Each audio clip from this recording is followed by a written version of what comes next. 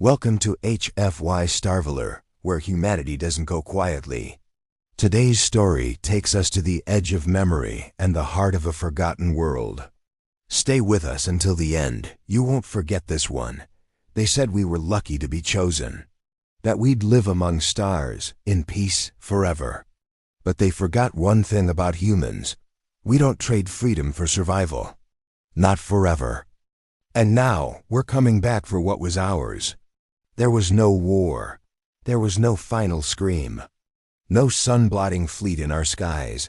No monstrous alien ships cracking open the moon. There was only silence, then light. The irony didn't conquer Earth. They rescued us. That's what we were told.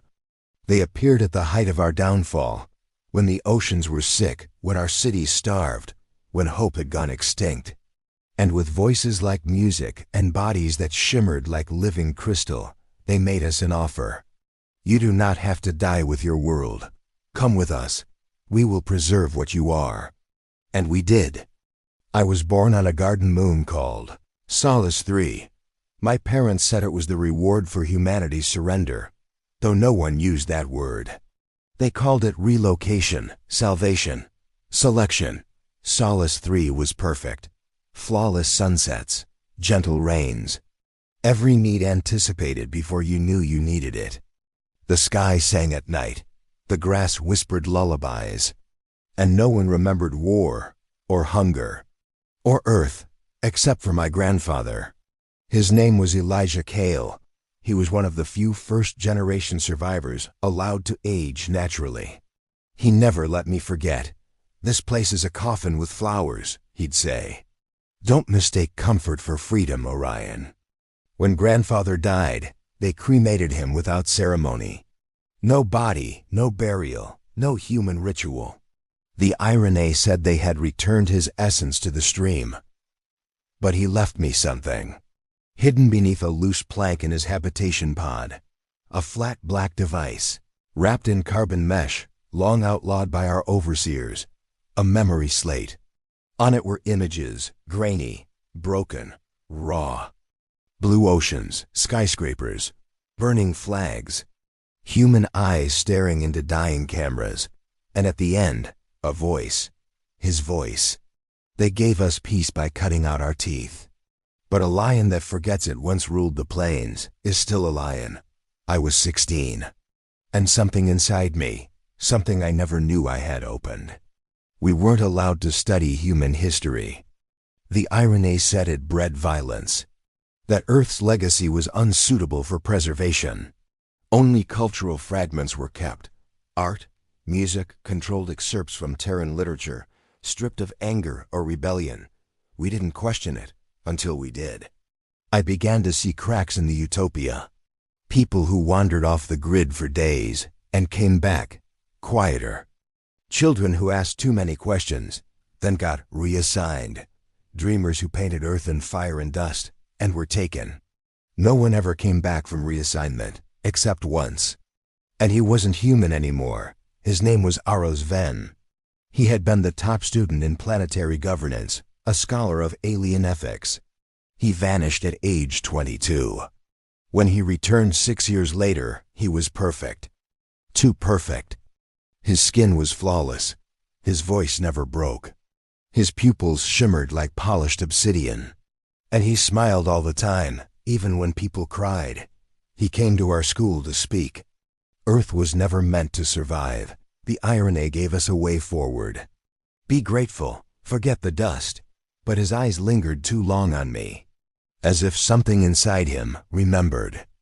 I stood up, in front of the school, in front of the council, in front of the cameras, and I asked, "Why is Earth off limits?"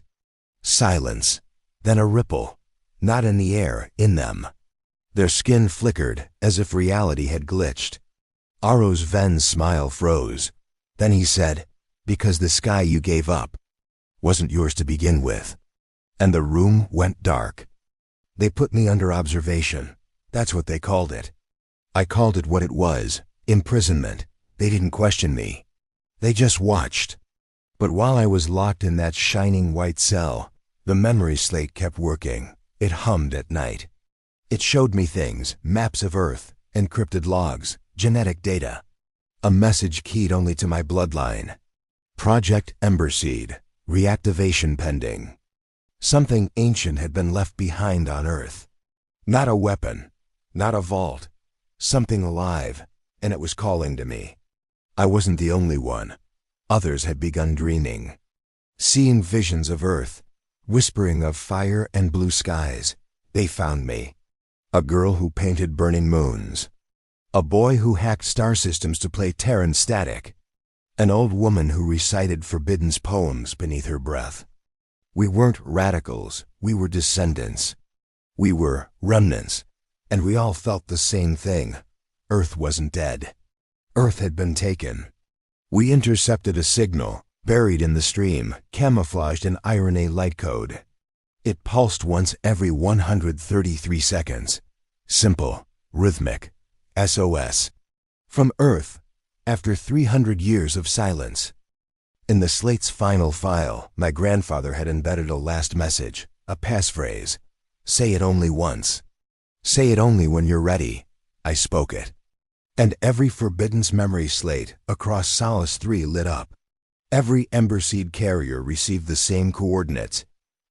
Every one of us heard the same voice. You were never saved. You were silenced. Come home. It's time. The signal was global.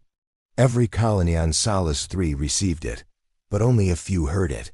Only the Emberseed carriers, us. We had no name for what we were, not yet. No flag, no command structure. But the moment that message pulsed through the slate, we moved. Within 72 hours, 114 of us had connected across secure lines. Memory slates, encrypted fragments of ancient Terran code, hidden in alien infrastructure. Not a resistance, a remembrance. And one phrase became our call. We left Earth, but Earth never left us. The signal originated from a derelict orbital station, Luna Bunker 6, a half-mythic outpost supposedly destroyed before the Exodus. We thought Earth had been abandoned. We thought it was sterile, empty, radiation-soaked, untouched for 300 years. But Luna Bunker 6 wasn't empty. There was a voice in the transmission. Human, old, weathered. Emberseeds detected. Finally. I was afraid we waited too long.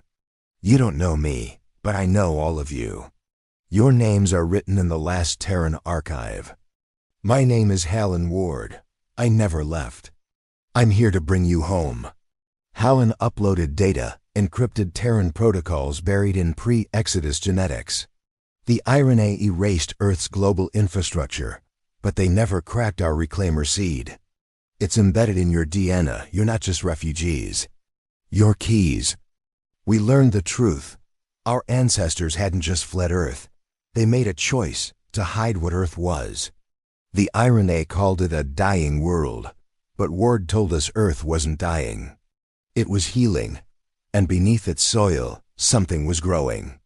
Come back, wake it, reclaim it, the RNA noticed. Not because of the chatter, but because the dreams spread. Others began dreaming of Earth. Those who hadn't received the signal. Children, elders, quiet ones. They called it a cognitive cascade, a psychic virus of inherited memory. They called us Riftborn, those whose minds had split from the stream. And that's when they started taking people, not with violence. With precision, they plucked them from streets, from homes, from inside dreams, and made them quiet. Again, we needed passage off-world. The orbital jump gates were locked under RNA code.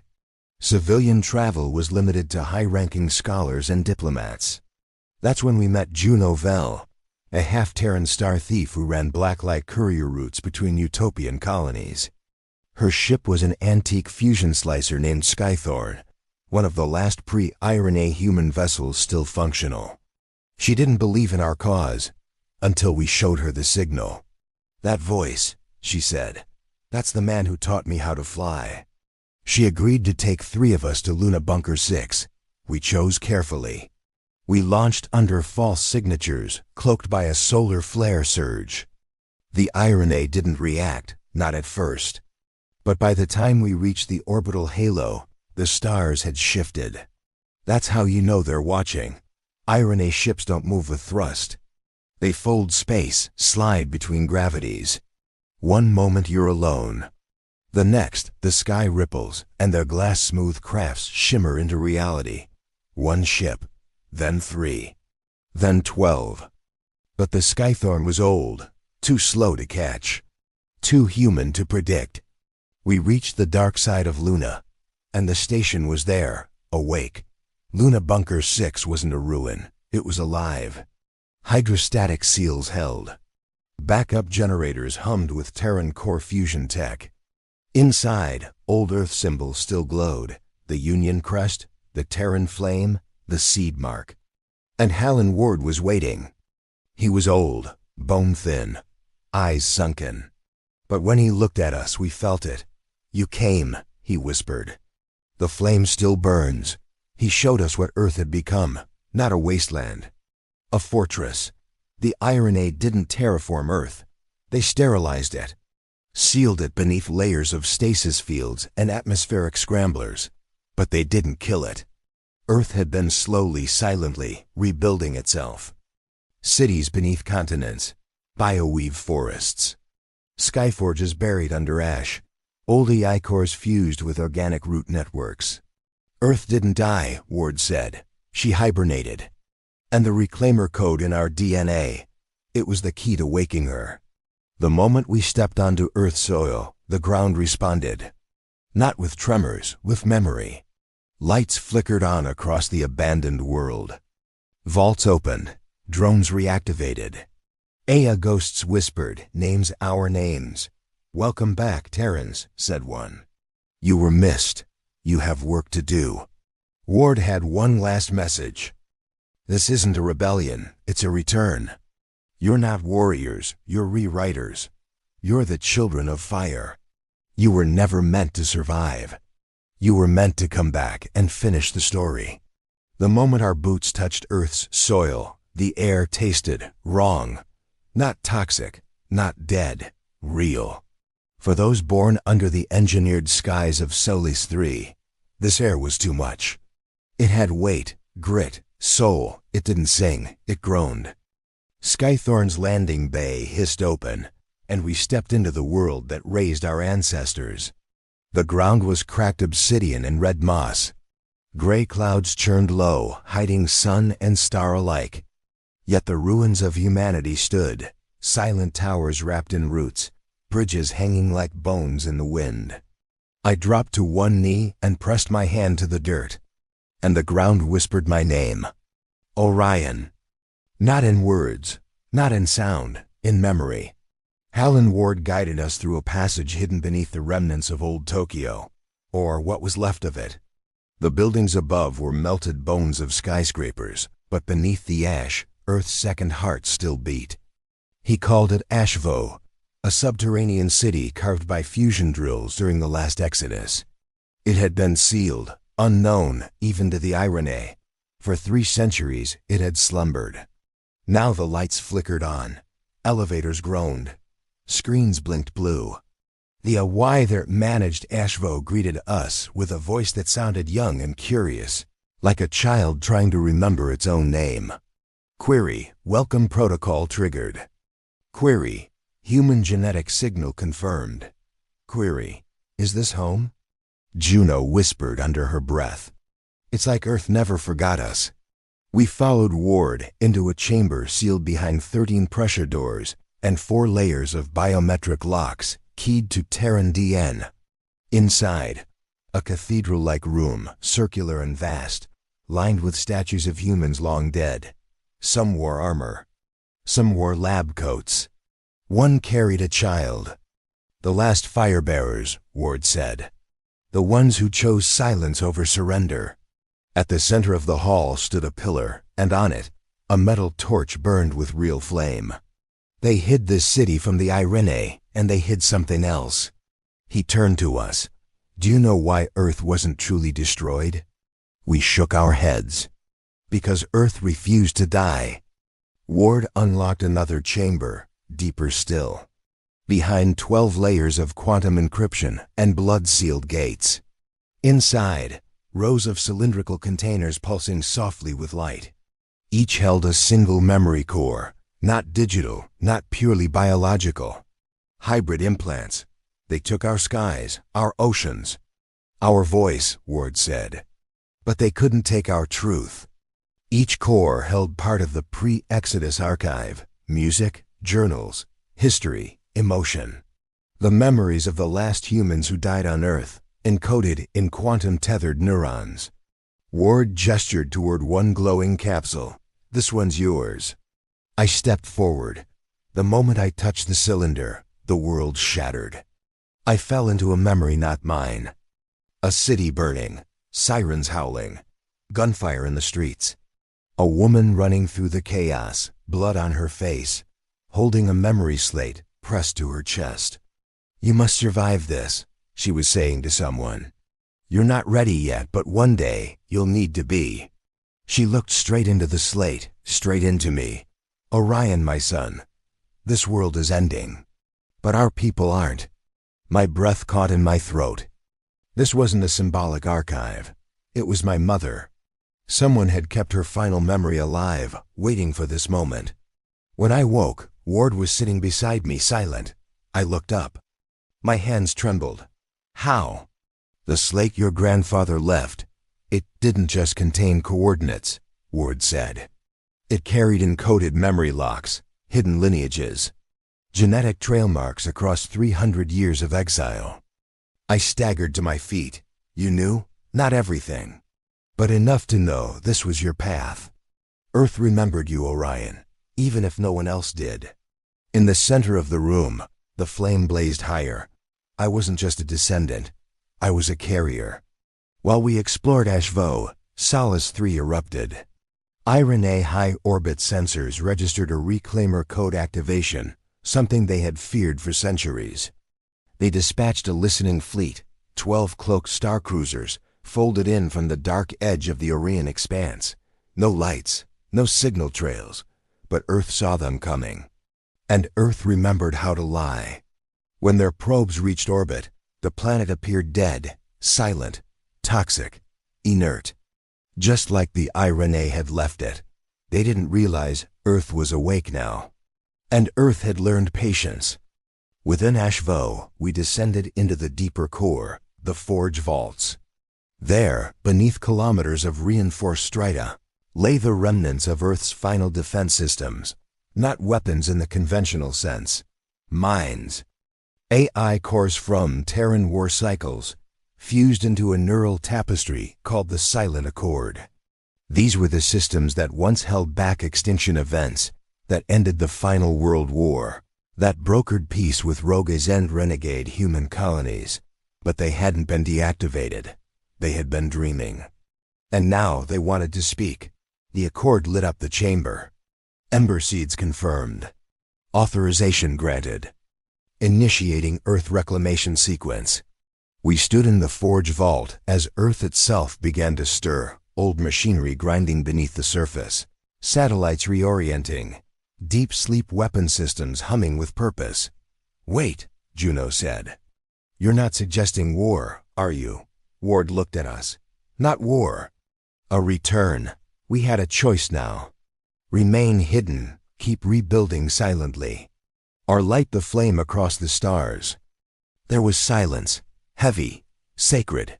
Then I stepped forward and said the only words that mattered: ignite it. Around Earth, ancient satellites blinked on. Across the galaxy, hidden codes embedded in human DNA activated. Millions of descendants on Solace 3, on Haven Spires, on the floating cities of Alari Prime, awoke from their engineered dreams.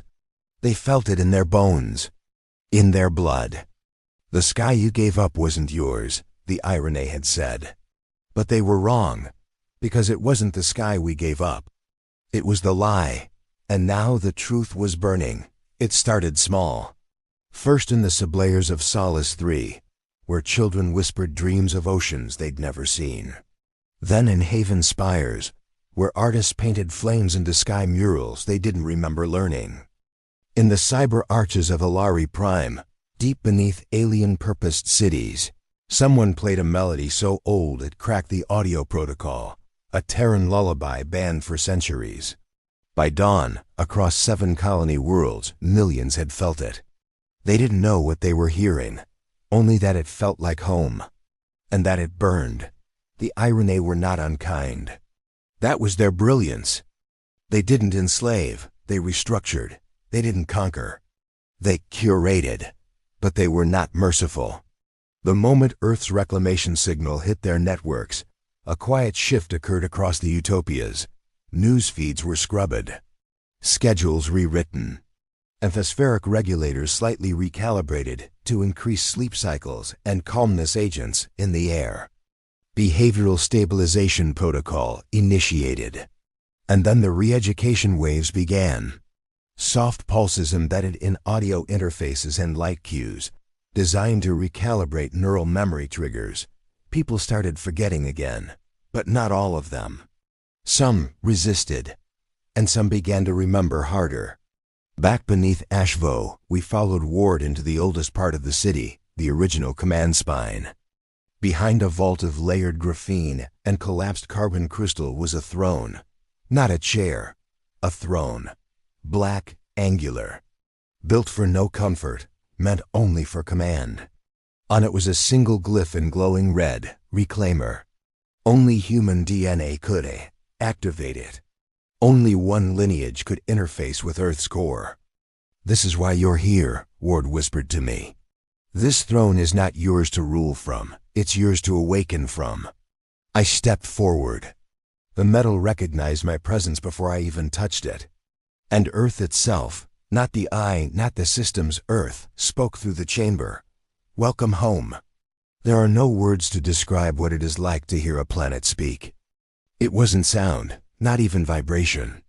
It was memory, reshaped into thought, pressed against your soul. Images slammed into me, the moment the oceans pulled back before impact. The final breath of the last Terran born on soil before the Exodus. The look in a child's eyes as she was taken off-world without choice.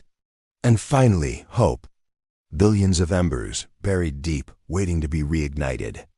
"You are not our end," Earth said. "You are our continuation." That night, under the dormant ceiling of Ashvo, Ward finally told us the truth. "I was never meant to survive the Exodus," he said. "I volunteered for permanent anchor duty, to stay behind and monitor the cryodata capsules. But when they left, the capsule never opened. He was alone for decades, until the planet began whispering to him too. Earth never let me die. She kept me alive, kept my bones strong, fed me knowledge through the static. And she made me a promise that when the last child of fire returned, she would burn again." He looked at me. "You are that fire." There were others still buried deeper. Ward led us down into the crucible vault, where we found them. Hundreds of stasis pods, sleek, silver, not refugees. Not scholars, warriors. The final soldiers of the Terran Defense Accord, frozen before the end, meant to be reawakened only when Earth called for them. Now, one by one, their biosigns flickered. "The flame reached them," Ward whispered. "Even in sleep." We opened one. The woman inside gasped, eyes snapping open, and she didn't panic. She saluted. "Command?" she asked. "Earth," I said. "She's waking." The Skythorn wasn't enough. We needed ships. Not to attack, but to spread the truth faster than the Irene could erase it. In the Forge Vault, we found what Earth had hidden. A hangar of silent ships, built with pre-Exodus Terran tech merged with alien relic salvage, faster than fold engines. Reality shielding. Adaptive cloaking. Ships that should not have existed. Earth had built them in secret, waiting for this day. We lit their reactors, named them after lost cities. The Alexandria, the Kigali, the Tenochtitlan, the New Boston. And one by one, they rose. On Solace 3, the air changed. Not physically, but emotionally. The quiet calm of generations shattered as a new kind of whisper spread through the cities. People began gathering in forgotten parks, singing songs no one remembered teaching them. Children started sketching the earth in ash and fire. An old man on a public train simply looked up and said, "It's time." And the stars flickered.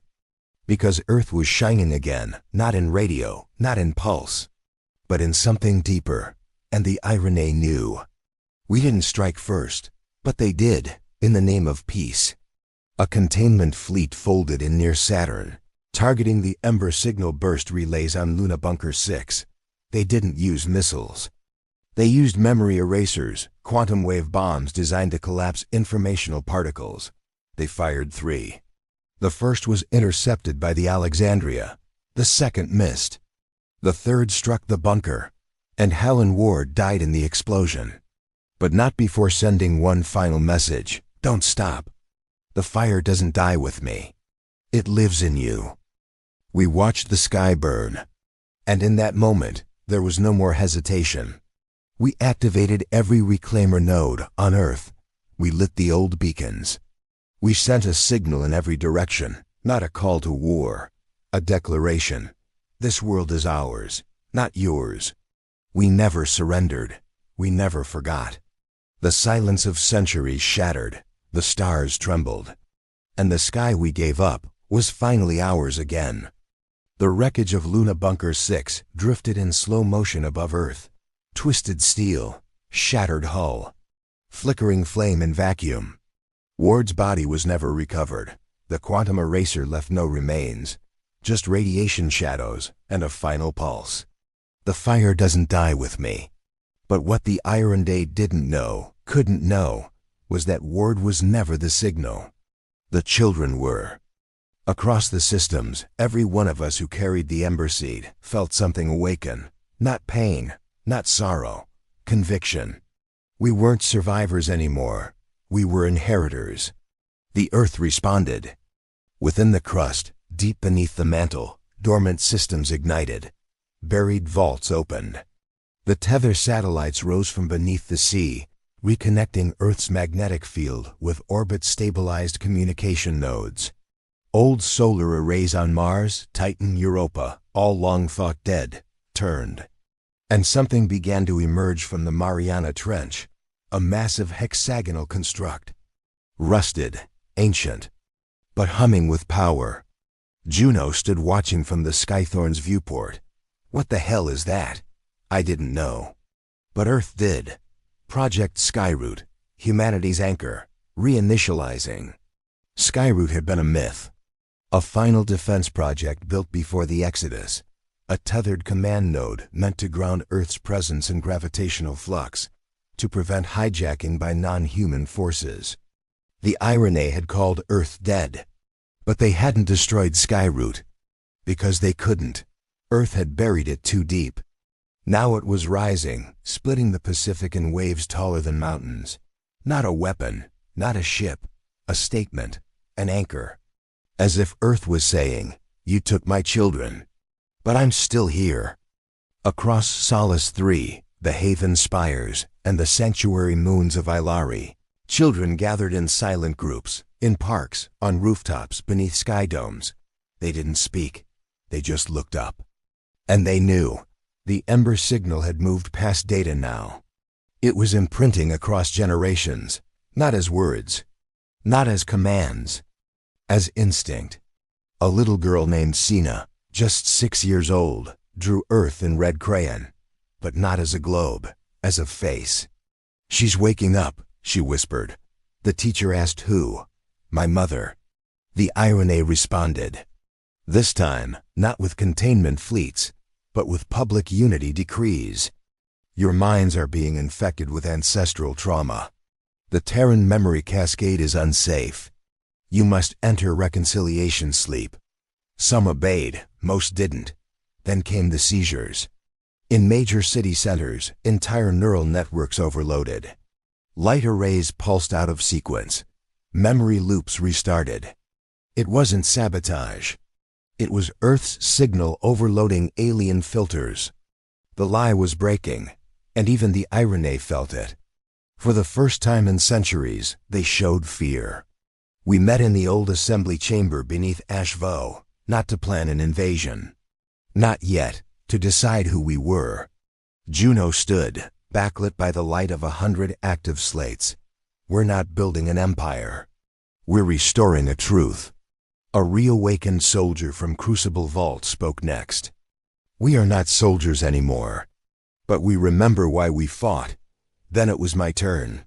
I stepped forward and looked at them, ember seeds, warriors, dreamers. They told us we gave up the sky, but we never did. We only paused to remember what it meant. Now we take it back. That became our name, not a nation. Not a movement. A memory, the children of Ash. Born from fire, carried through exile. Reborn under the stars. We didn't wear uniforms. We carried slates.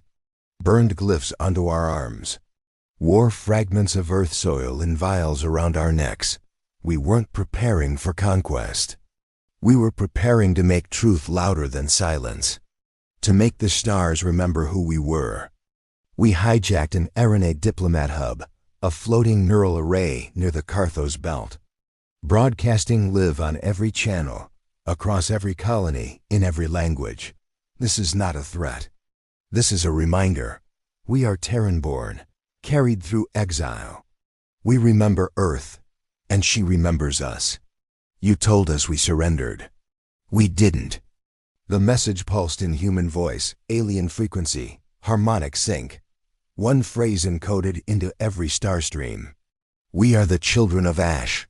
The IRNA High Council fractured. Some demanded full military response, the erasure of Earth from the grid entirely. Others hesitated. If Earth is truly alive, then we failed to end her. In secret, lesser species across the colonies began contacting us, whispers of resistance, rumors of memory stashes hidden in long-forgotten orbitals. And among the humans who had once forgotten Earth, the dreaming spread, no longer random. Now organized, planned. The stars themselves began to bend, not from gravity, from intention. Ward's torch still burns. We moved it from Ashvo to the command deck of the Alexandria.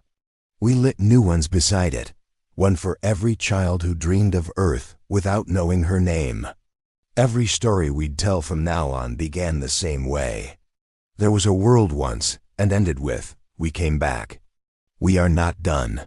The stars have not yet seen what Earth truly is. But they will. Because we are the children of Ash, and we do not sleep. This is the end of story. If it moved you, if it lit something inside you, hit that like button. Subscribe for more stories, and share it with someone who's forgotten what Earth means. Until next time, we are the children of Ash, and we do not sleep.